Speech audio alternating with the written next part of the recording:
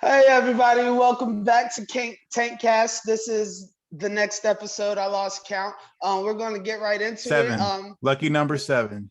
Lucky number 7, and I want to give a congratulations to you, Aaron, because you got an accomplishment. Can you tell us what's going on in your life? You already know we got that first round draft pick, you know what I'm saying? Go Pistons, go Pistons, go Pistons, go Pistons, go Pistons, go Pistons, go Pistons. You know, I actually have Pistons shorts. Huh? I actually have Pistons shorts just like that. For real? It just doesn't say Pistons. It doesn't say Pistons. I didn't have the teal, but just the teal, yeah. Yeah, I fuck with the teal. I wish they would bring those back. The teal. Yeah, they might bring it back for this new era. Hey, so for all our guests to know, we do have a guest on the show today. This is Nile. He was on the was he on earlier this season or last season? He was on last season. He was on last season. They all run together with me. Say what's up now to everybody. People, I'm Nile. How's it going? A returning guest, you smell me, and we're back in the building. Ready to talk some wild TainCastic shit. Yeah, as always. Now has his own podcast. You want to plug that? Oh, YInMn podcast, all platforms, YouTube as well. You know, I don't have my camera no more, so it might not be no videos in there anytime soon. But when I get my camera, will be videos coming back soon. Yeah, we'll have his link in the description down below. Don't forget to like, share, and subscribe, and all of that stuff. Do the stuff. All that. So yeah, we'll get right into it. Today is going to be mostly a basketball episode because now it's a basketball specialist, and you know your TainCast co-host here are basketball specialists too. And Aaron, he's hyped. Started already. He started already. So go ahead and tell us, man, what you're so excited about the Pistons getting the #1 pick for, because let's be honest, there's a reason they got the #1 pick. So go ahead and spill your beans about the Pistons before me and Nile start roasting. Well, actually, the lottery odds changed. I don't even think they were the worst team in the league this year, were they? They were one of them. They had a good.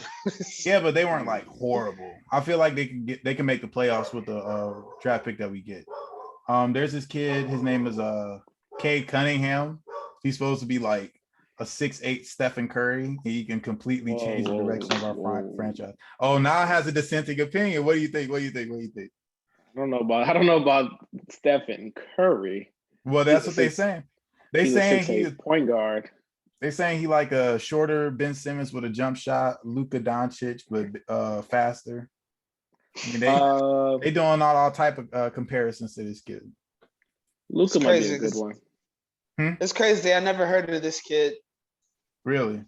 No, I mean, I didn't really do college this year, but like I stay in the loop, and I haven't heard his name yet.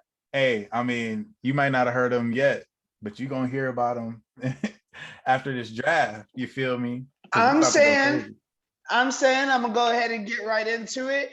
I hope so, because he's going to an organization like the Pistons, and let's be honest, most first-round draft picks, other than your LeBron Jameses, they go to teams and can't really turn the bad teams that get them around. So what makes the Pistons different when they get this guy? The Pistons we don't really have a bad front office. And even like we had Blake Griffin and we were like still in the playoff race up until they bought out Blake Griffin's contract and we had to start tanking. So let me say something about that.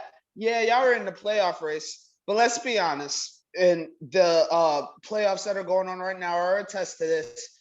Making the playoffs in the East is kind of like mid compared to trying to make the playoffs in the West. All these teams in the East are pretty much garbage. Watch how they play. So the other day when it was the Bucks versus the Hawks, literally other than Trae Young on the floor, if any of those teams were playing in the West, I'm like, man, these guys, I don't even know if they would make the playoffs or be out first round. I don't know about making the finals. Let's be honest, both teams. Well, I'm gonna have to disagree with that. Two of the best teams in the league are in the East, in the Nets and the Bucks. So you got to get past them. You got to play them 4 times a year if you're in the East. So it's a lot harder than, you know, playing a team in the West where like all of them are a lot closer. You know what I'm saying? In terms of like skill level. So if the Bucks were in the West, would they be a top 4 seed? Yes, Yes. You guys really think so? Yes. easily. I don't know, 'Cause man. it's I about the can't give amount- respect to the East because LeBron ran a train on the East like it's a freaking alpha house party, and all them girls are just waiting around. LeBron ran a train on them, and then Kawhi Leonard comes in for a year and just runs through the East. And now that they're gone, you're saying KD decided, hey, the West is kind of whatever. Wait, I gotta stop you. You said an Alpha Kappa Alpha Oh, what? frat party. I said house party because like LeBron just ran through it, like, you know. Yeah, but all right. I was about to say something, but you know it's good. No, go ahead, say it with your chest. Well, no, because Alpha Kappa Alpha is a sorority, so I mean. I didn't say frat. I said house party. Oh, okay. Never mind.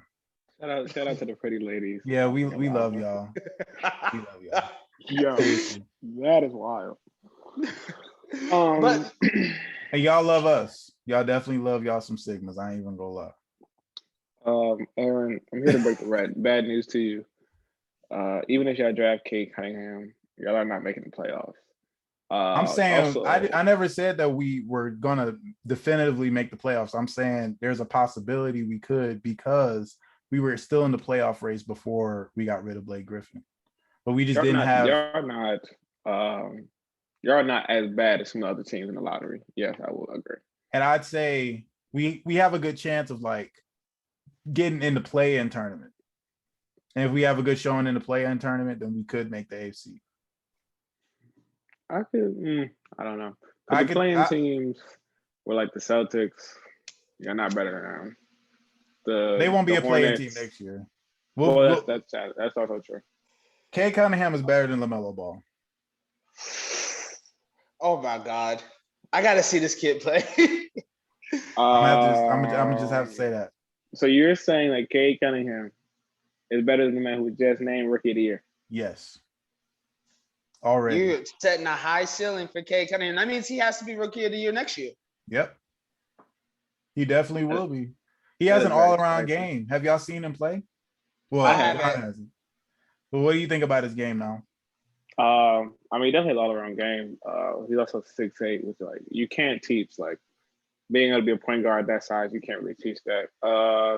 I'm interested to see how his shooting translates to the NBA. I feel like that's always a thing for players. I think he's the best player in the draft, so y'all should definitely draft him. Y'all really should just announce it now and not even waste time. I don't know. Yeah, and I just read it was like a report on like Sports Center, I think. It said that Cade Cunningham was only going to work out for the Pistons. So that's reassuring. Yeah. Because I kind of feel like, you know, our GM is gonna like pull the same shit. Huh? Darko .2? Oh my God, yeah. Draft another fucking Darko Milicic. Like, what the fuck was he thinking? He could have drafted. We could have had who? Dwayne Wade? No, wait, Dwayne Wade. Chris. That whole draft. Yeah, we could have had Melo. We could have had Melo. Yeah. And we got Darko. So yeah, hopefully that doesn't happen. Another situation like that doesn't happen again. But I mean, we got Darko and won a championship the same year. So you saying Darko won us the championship. I'm just gonna say it. That's hilarious. Darko Milicic is the GOAT. The GOAT. How many minutes did he play in that finals? I don't even know. I was being facetious. I don't think he even played 3. But yeah, so I'm excited that you're excited about your Pistons. Let's talk about old Pistons championship teams. And I'm not talking about the ones everyone wants to talk about, like the Bad Boys, Isaiah Thomas and all that. We weren't born yet. We didn't watch that. We only seen the documentaries. But I remember the Chauncey Billups teams, and they had some good teams when they had Tayshaun Prince. Is that how you say his first name? Prince. Yeah. And Ben Wallace. So the Pistons definitely aren't a dumpster fire like the New York Knicks, which I know they did good this year, but all years before, just dumpster fire. But also in the I can't really say nothing because my team's the Wizards, and how we have Russell Westbrook and Bradley Beal and freaking we got one win in the first round. Y'all got dumpstered and dumpstered. Yeah. I can't really say nothing. Who's your team now? I'm not a fan of teams, I'm a fan of players. My number one player. I have a 75% chance that one of my top three gets a title this year. Either Chris Paul, Giannis, or Paul George. Those are my top three guys. Somebody will give me a ring. So. And the funny thing is, I was actually a Bucks fan from like 2013 to like last year when they lost to the fucking Heat. I was like, you know what, I'm going back to the home team, and it kind of paid off. Now we got the first overall pick, and we going into this new era. I'm excited. Wow, sky's the limit, huh? Yep. All right, guys. So since you just talked about the teams that are still in, before we go into basketball talk just all around, let's talk about the basketball that's going on right now. We got a game on tonight, the night that we're recording, game 2, Bucks Hawks, and game 3 was it last night or the night before? Suns and Clippers. Oh, yeah. I want to hear what y'all thought about the games, and I want to hear who y'all think are going to win the series, seeing what you've seen so far. I got to tell y'all, I just recently got into sports betting. I bet on DraftKings Sportsbook. If you want to join, there's a join code down below in the description. And I had bet that the game was going to be on the game on Tuesday, the Bucks and the Hawks. I bet that the game was going to end in a tie and there was going to go into overtime. And I bet that Giannis was going to get a triple-double. I bet $6, and the payout was $170. Wait. You picked the overtime, like yes? Yes. And Giannis. And they missed the 3-point shot to tie, and Giannis didn't get the 10th assist. Chris Middleton was 2 for 13, I think, at 3-pointers in that game, and they passed him the ball and said, shoot a 3 to tie the game. What was it, Chris Middleton? It wasn't Chris Middleton? It was Chris Middleton that took the last shot. Oh, okay. I'm tripping. My thoughts on the series. I think, referring to game 3 of the Suns Clippers, Devin Booker and Chris Paul won't shoot that bad again, like the rest of the series. Probably the rest of the playoffs. I don't know. Patrick Beverly was locking up Devin Booker. Oh my God. Yeah, see.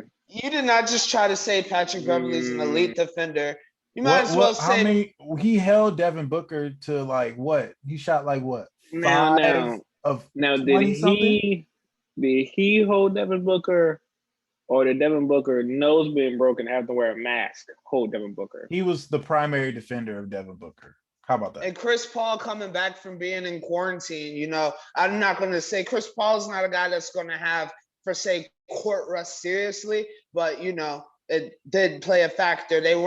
Both of them were not in the groove.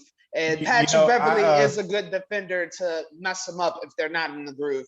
But I actually do agree that they aren't going to be that bad in the next game. I was just trying to play devil's advocate.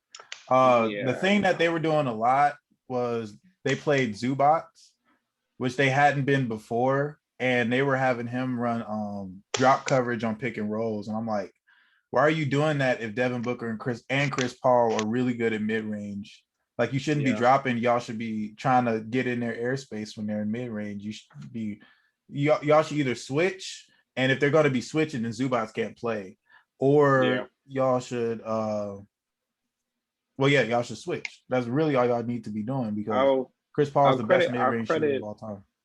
I'll credit Zubac. He played well enough to stay on the court. Like, in other games or series, like, they would play that drop coverage, and he'd be getting cooked, and he would do nothing on offense. But the last game, he had like a double-double, like the first quarter, like something crazy. Yeah, and I mean, he's a good defender. I feel like he's really the only person that can match up with DeAndre Ayton on defense. Yeah. Probably, I mean, DeMarcus Cousins, he's not what he used to be. So DeMarcus be fouling, bro. That's my I think he'd be hacking. I think he always been doing that, but now he just ain't as quick to get away with it. But I feel like he could stretch the floor a little bit, but Morris is better at doing that, and he's a lot more agile and mobile than DeMarcus Cousins is. So I'd say just try to go small next game, like play Zubac and Cousins as little as you can. I wish they had Ibaka, because Ibaka would have been way better at doing the things that the Batum and Morris does. Let me say two things. One, Suns in 5. Secondly, game 5.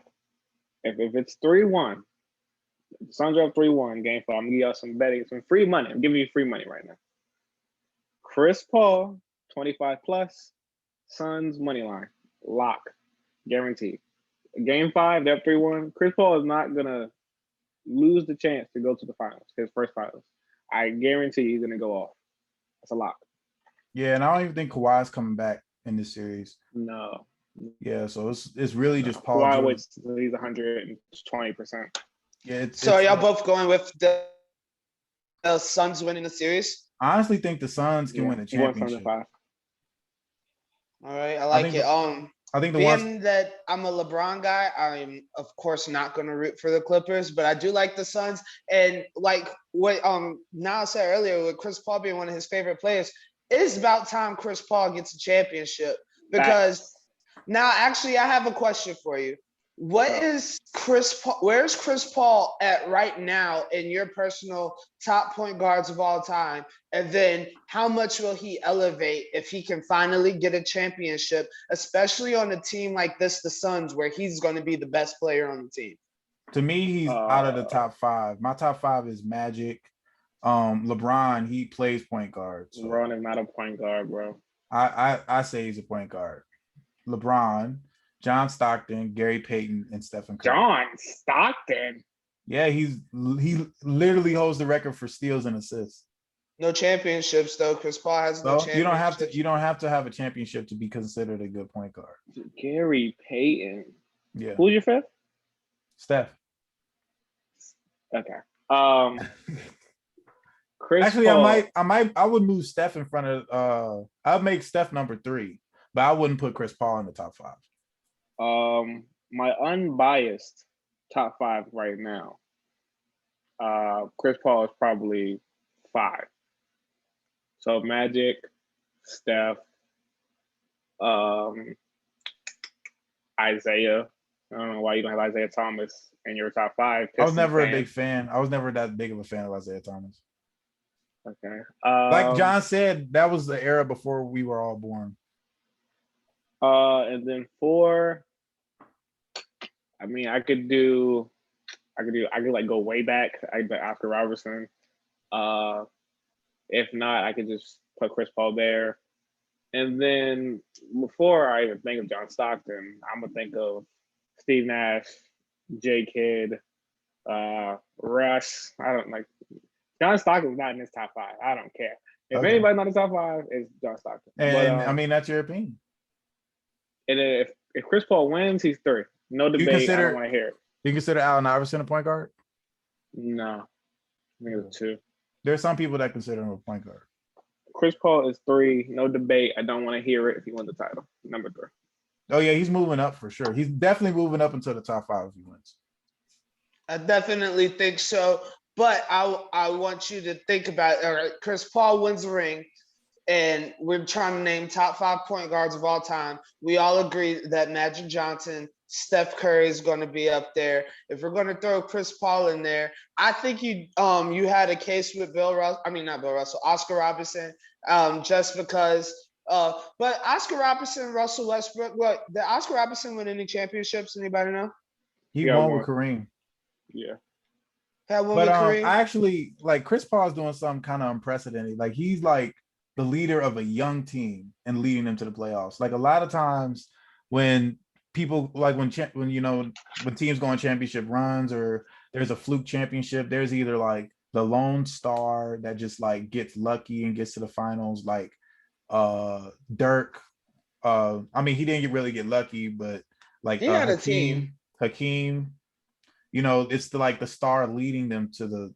But Chris Paul is like leading like Thomas. Huh?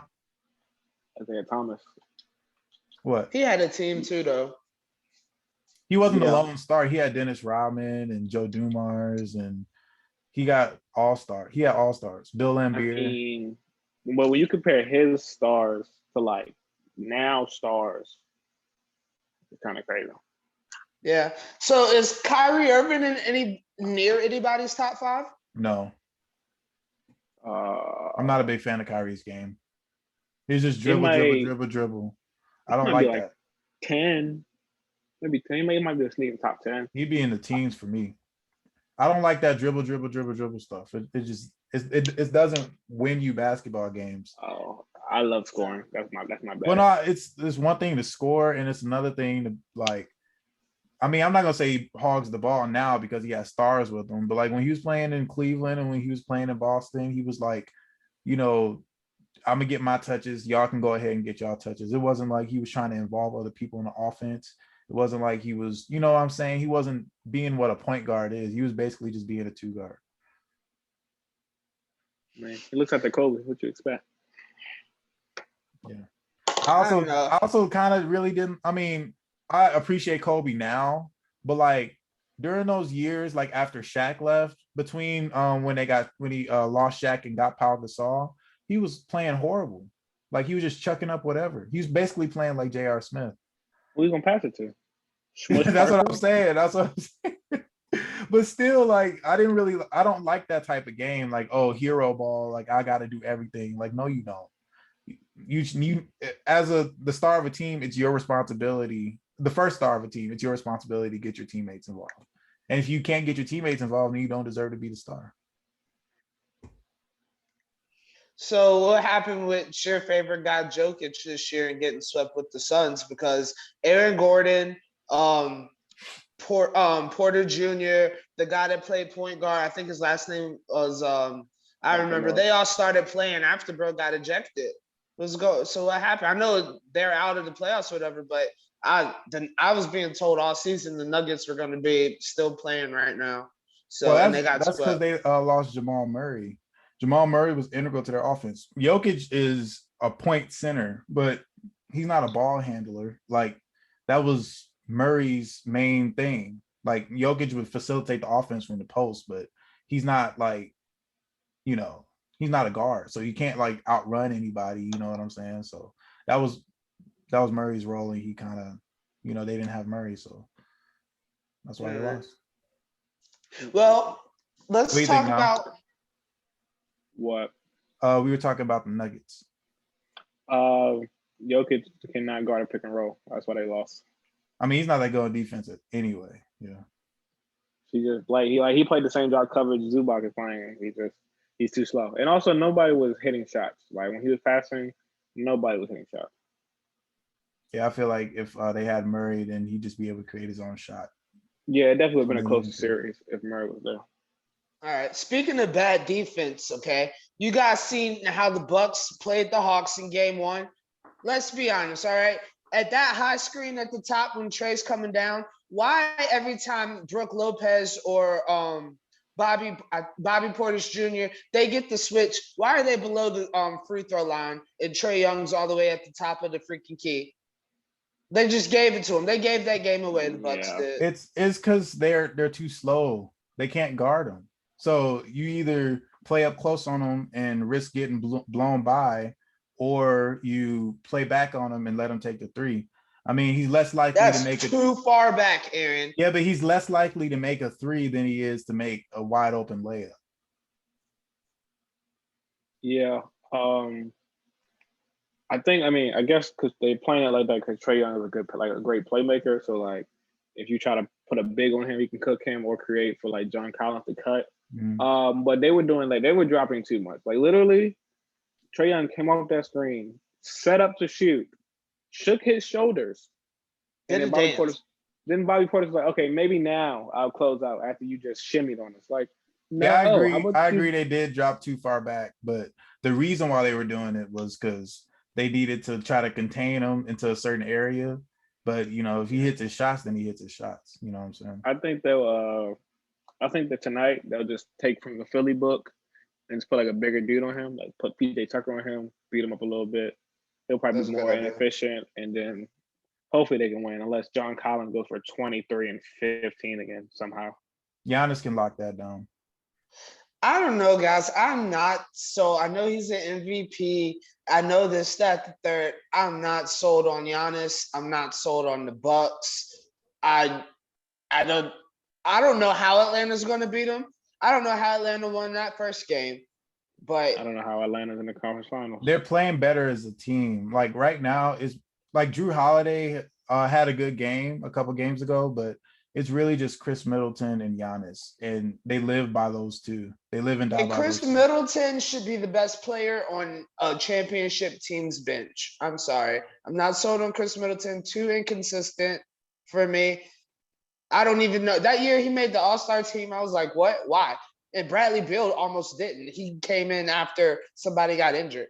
It's ridiculous. I'm not sold on the Bucks, guys. You can't. I try to sell me on the Bucks because it seems like y'all like the Bucks. I'm saying I see Trae Young just freaking taking advantage of them doing bad switches on screens all series, and I say freaking Hawks in 6. I do think that if the Bucks are going to win this series, Giannis is going to have to guard Trae Young more. Oh, that's going to be even worse. Trae's going to only way Giannis is going to be efficient against Trae is he's going to be able to recover well on layups and he'll be able to do a couple blocks. But if Trae can hesitate a good first step and get some space, he's going to just shoot all over him. I don't know, man. Giannis is pretty quick for a big. He can guard Trae Young. He is. I don't think I personally would want Giannis on him. It would take a lot of energy, but I mean, you got to do what you got to do to win. That's what Kawhi did in the Dallas series. He took up the challenge regarding Luka. Yeah, I mean, I'm not mad at I guess you consider tonight a must win. Throw Giannis on him in the crucial points of tonight. I wouldn't be mad at that. Yeah, I'd say he had to take up the initiative to guard Trae Young more. Well, at least try to close out on him because Bobby Portis ain't getting the job done. You know what I mean? Not at all. I want to know so we mentioned Trae Young, we mentioned John Collins, but who else on that team is helping the Hawks be so good? I mean, they got Bogdanovich. Kayvon. Who's that? Kevin Huerter. That's apparently his nickname. Kayvon. He helped them win that game against the 76ers, but I mean, he's kind of just a regular player when you watch him all. Just a regular white guy. I agree. Yeah. Who did you say, Bogdanovich, Eric? Yeah, I think Bogdanovich is good as secondary playmaker. You know what I mean? He really, because they were playing like shit before Bogdanovich got on that team. Bogdanovich is a good player. Yeah, it's basically the same roster, but Bogdanovich kind of was the difference maker for them. Well, the Hawks do got players on it. Remember, Lou Williams is on that bench. We know if but Lou Williams was on that team before, and they weren't doing that well. I really think the X factor for them was Bogdanovich. And isn't Gallinari on that team? Yeah, he was on there last year though. So I don't think we're giving the Hawks enough credit. They got players on that team. No, I will credit their GM. This is the first year Trae Young at least have a decent team around him, and they're now doing this. So I will give the GM credit for that. Yeah, they got some players on that team. I like the Hawks. I think it would be the most entertaining finals to have the Hawks and the Suns in the finals. I think it'll be over in 5, but I think there would be some entertaining, fast-paced games. No, that would be very fast-paced. I agree with that. I'm gonna go Bucks in 5. The Bucks will win 4 straight. Suns in 5. Suns and Bucks finals. I think the Suns are winning it all. I hope so. I actually think they're gonna beat the Bucks in the finals. All right. Well, it was a good basketball episode, guys. We only got a couple minutes left because we have limitations on today's episode. So we're going to go ahead and jump to the end. And our final top 5, Aaron would do top 5 Pistons players. I'll let you go first in case we run out of time, Aaron. All right. So number 5 for me is Dennis Rodman. He kind of embodies the spirit of Detroit. You know what I'm saying? Hardworking, never gives up, tenacious. You know what I'm saying? Mm-hmm. And he plays good D, which is the first letter of Detroit. Number 4 would be Chauncey Billups. Billups. Yeah, Mr. Big Shot, you know what I'm saying? He really he was the catalyst behind that 2004 run. I don't know, because I was a lot more invested in that run than most other people from other cities, because I'm from Detroit. And Detroit really went up when we won that championship. And Chauncey Billups was the main reason for that because he was like the guy. Like I really think he was kind of like Chris Paul for that team.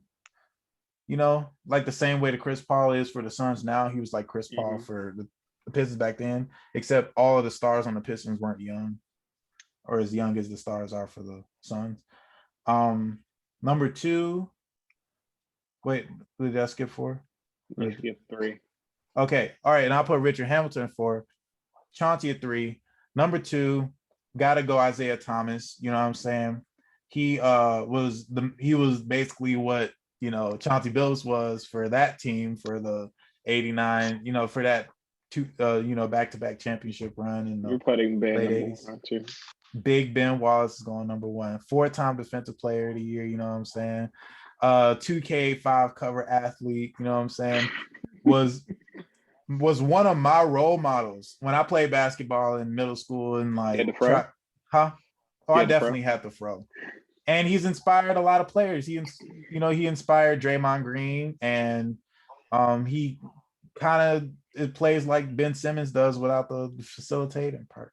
So that's shout out Rasheed Wallace. That's all I gotta say, man. Shout out Rasheed Wallace. Let me hear the rest of your rebuttals now to end the show. Sheed, Tayshaun Prince is crazy. He might not make the 5, but Tayshaun. I like Tayshaun Prince a lot. He would have made my 5. I probably put Sheed, and I think some Detroit fans will argue Joe Dumars as well.